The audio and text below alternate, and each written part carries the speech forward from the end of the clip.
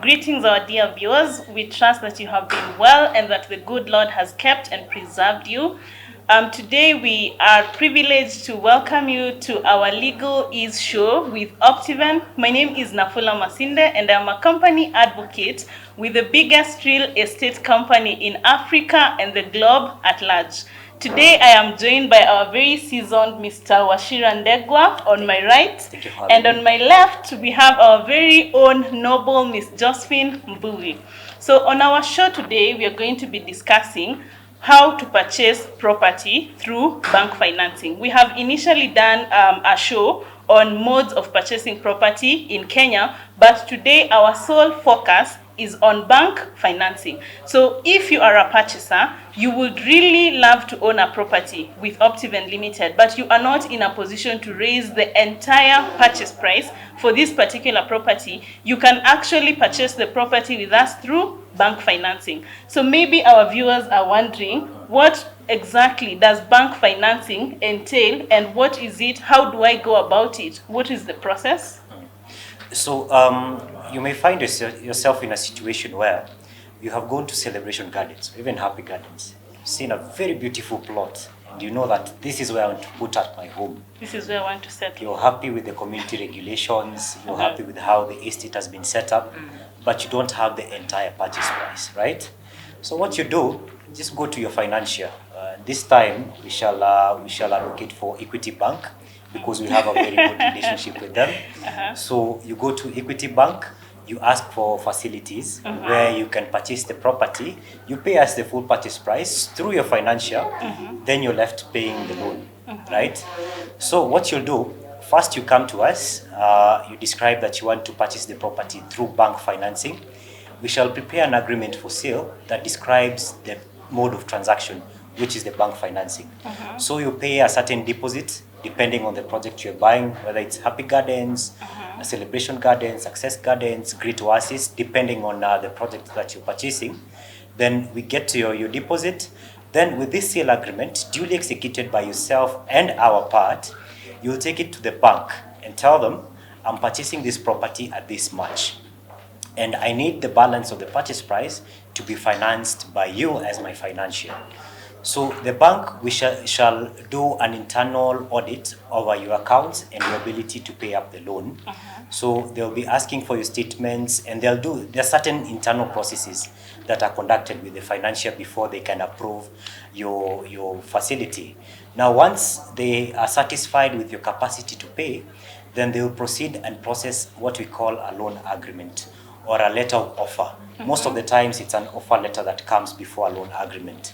So with the offer letter, they will spell out their terms of loan, how much they are willing to give you, and the terms of payment, whether you're getting a moratorium, maybe you've decided that you're going to pay after 12 months, that's when the first installment will be payable to the bank, then all that will be described in the offer letter. If you're satisfied with the terms of the offer letter, you sign.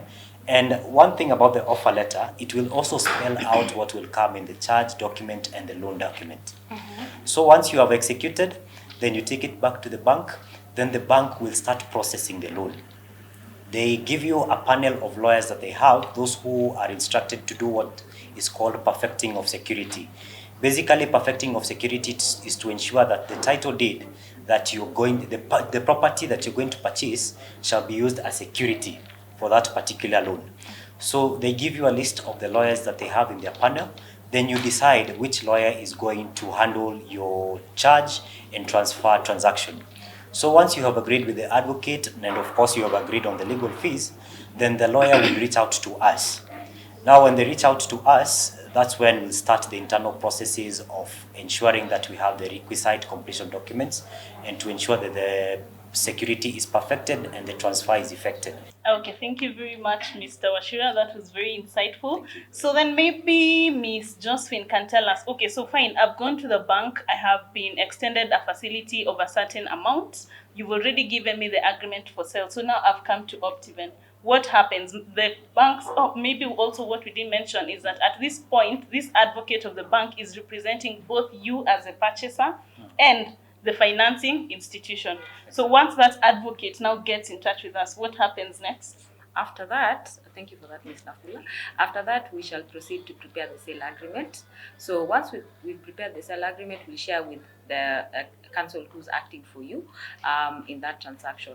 After we've shared the sale agreement, you will proceed to sign as a client, and afterwards we shall proceed to sign as the vendors.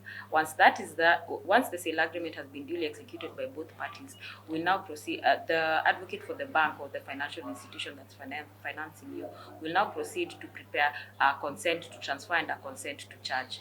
So once these two documents have been prepared, they will be lodged at the land's office. So once the advocate on the other side has procured the consent to transfer and the consent to charge, then is when the transfer will be prepared by now the same advocate for the financial and the same advocate for the client. So once these documents have been prepared and they're okay, now they will be lodged and they have been duly executed. They will be lodged at the lands registry for successful transfer. And once that is done, and the transfer document, not the transfer document, the title deed, has a charge that has been registered upon it, and it also says who the new owner or proprietor is. Once that is done, that title deed will be lodged at the bank, and the bank will now proceed to process the funds into our account. So in this entire process, there is a point where we have to release the completion documents that we mentioned in our previous show. Yes. To the bank's advocate. Yes. What is that necessary document that has to be prepared in order for us to release these completion documents to the bank's advocate? So ideally, in a normal sale and purchase transaction where you're paying cash, the entire purchase price, it's usually completion documents in exchange of the purchase price, right? But in this case, you don't have the purchase price. Probably it's just a deposit that has been paid towards the purchase price, but the balance shall be paid later. So the financier's lawyer and even the purchaser's lawyer who's acting now on behalf of the financier will do what is called a professional undertaking. So we first agree on the terms of that undertaking so that it's sufficient enough for us to release the completion documents from ourselves to the financier's advocate without any money being paid. Okay. So an undertaking from an advocate who's duly authorized to practice in Kenya is very necessary in such cases. So as an individual, I can't give an undertaking. No, an undertaking is given by an advocate to an advocate. Okay. Are there any consequences of this undertaking not being upheld? Yes. If the timelines in the undertaking are not, honored, in this case, if they had the documents with them, they are now supposed to return the documents to us. Okay. Yes. Then I think it's also important to note that when you're transferring in such scenarios, you do not have a situation where Optiven will be doing transfer for you, because there's a threshold that is maintained by the financier where they require the transfer and the charge to be registered simultaneously. So in this case, when the advocate for the financier is lodging these documents for registration, then they have to make sure that the transfer and charge are registered on the same day, if not at the same time. Okay. Right? And in the event the transfer goes through and the charge doesn't go through, they have to reverse the process because the financier has that threshold. So yeah, that's the only difference. Actually, that's the major difference between a normal transfer and a financing transfer. But someone else might ask, I am being financed by a SACCO, so why don't we just shorten this process and have this title registered in my name in co-ownership with the SACCO? Is that something legal? Can it be done? Well, in a chargeo, this is where we'll bring in the chargeo and chargee relationship. The chargee has only the interest, a third-party interest, in that they're just securing the amount. So when you transfer this property to the chargee and you as the purchaser, it means you're also relinquishing part of your interest, which is the proprietorship interest in the property. So this is not proper practice, because at the end of the day, it will mean that this property shall be co-owned by the bank, which is very, very wrong.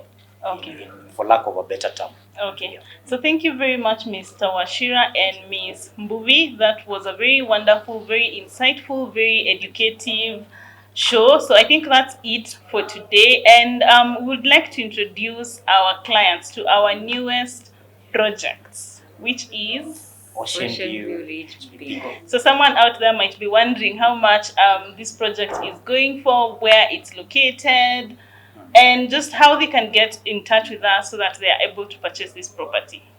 Well, being a very prime property, we're starting at 1.75. What is 1.75? 1,750,000 shillings.